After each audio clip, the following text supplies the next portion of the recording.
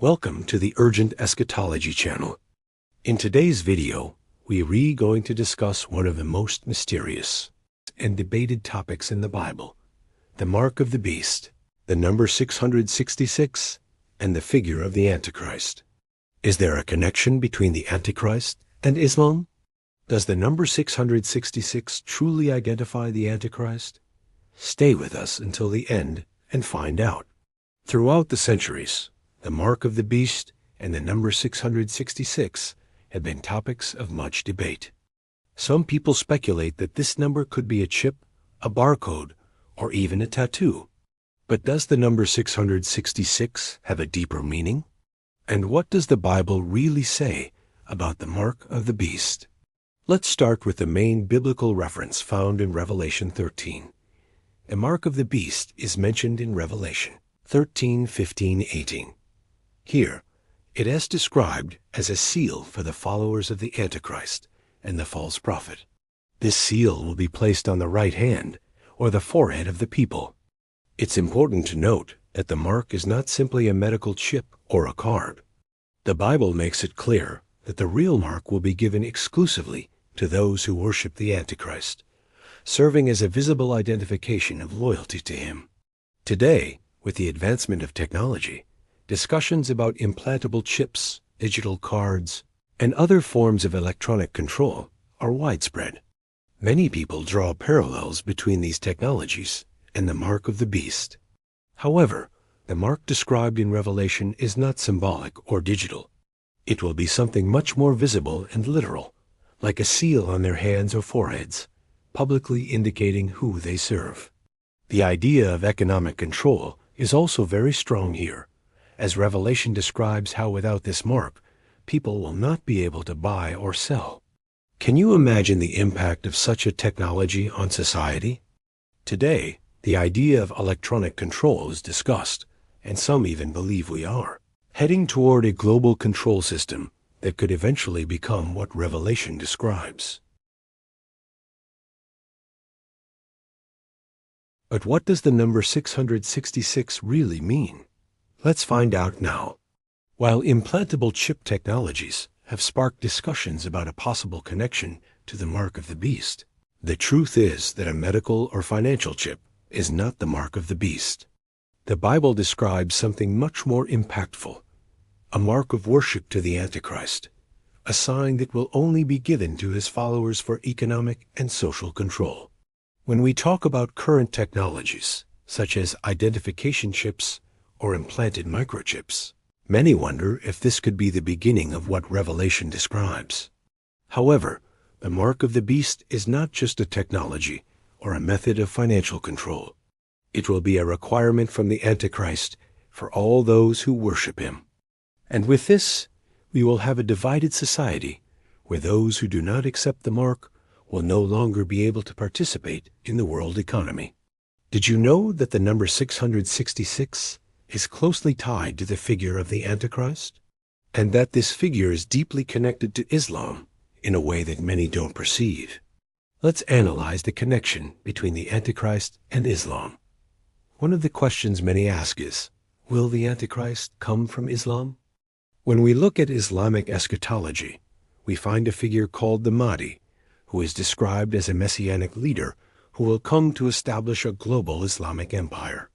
This figure of the Mahdi shares many characteristics with the Antichrist in the Bible. Both are global leaders who seek to dominate the world, destroy the enemies of the religion, and force conversion to Islam. The Mahdi is awaited in Islam as a savior who will come in the end times. He will have great authority and will demand that everyone submit to Islam, or else they will be destroyed. The Mahdi will come with a divine mission, just as the Antichrist will come with a mission of deception and destruction. Both, in a way, have the same role of dominating the world and forcing worship. But Islam also speaks about a Jesus who will return in the end times. However, this is not the Christian Jesus. How does this relate to the Antichrist? Let's see. In Islam, Jesus is not God. He did not die on the cross, and he did not rise again.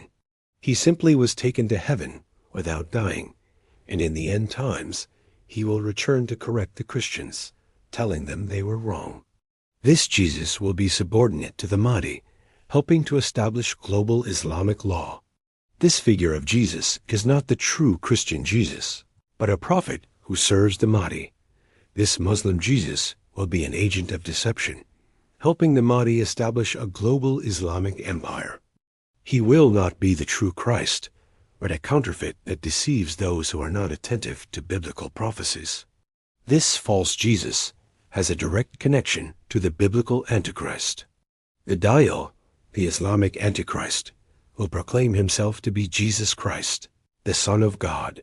The true Jesus, upon returning, will destroy the Dajjal. The Dajjal is described as the Islamic Antichrist. He will be a great deceiver who will appear in the end times, proclaiming himself to be Jesus Christ. But the true Jesus, upon returning, will destroy the Dajjal. This is the great spiritual confrontation that occurs in the end times according to Islamic prophecies. Symbolically, the number 666 can be associated with Satan's attempt to imitate the divine Trinity, with the Mahdi, the false Jesus, and the Dajjal, representing a false Trinity that tries to deceive the world and replace true worship of the Christian God. Thus, the number 666 in Islam, while not directly mentioned, can be seen as identifying the figure of the Antichrist, who will be revealed in the end times. Now, let's add an interesting layer. In Islam, there are practices that involve both the hand and the forehead, which, in many ways, can be seen as rituals of submission to Allah. During prayer, Muslims perform the prostration, called sujud, where the forehead touches the ground as a sign of total submission to Allah. In addition, in Muslim culture, in some traditions, henna is used to draw symbols and marks on the forehead and hands, which can be seen as a cultural and symbolic mark of faith. Although these rituals do not have a direct connection to the mark of the beast, they do involve the forehead and the hand, as described in Revelation, and can symbolically reinforce the idea of submission and loyalty to faith. The mark of the beast, in turn, will be a global requirement given by the Antichrist, exclusively for those who worship him, as described in the Bible. So, what does all this mean for us today? The mark of the beast, the number 666, and the Antichrist are intimately connected to Islam in a way that many don't realize. The truth is that the end times are drawing near, and as the Bible teaches us, we must be prepared. The Antichrist, with his false empire, will try to deceive the world, but the true Christ will triumph in the end.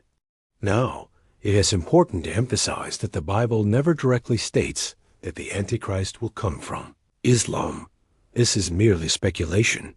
However, when we look at the puzzle of the prophecies, the evidence truly shows this relationship between both.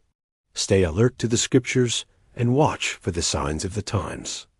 If you like this video, leave a like, share it with friends, and comment below what you think about the connection between the Antichrist and Islam. Subscribe to the Urgent Eschatology channel for more videos on the signs of the times and biblical revelations. Until the next video.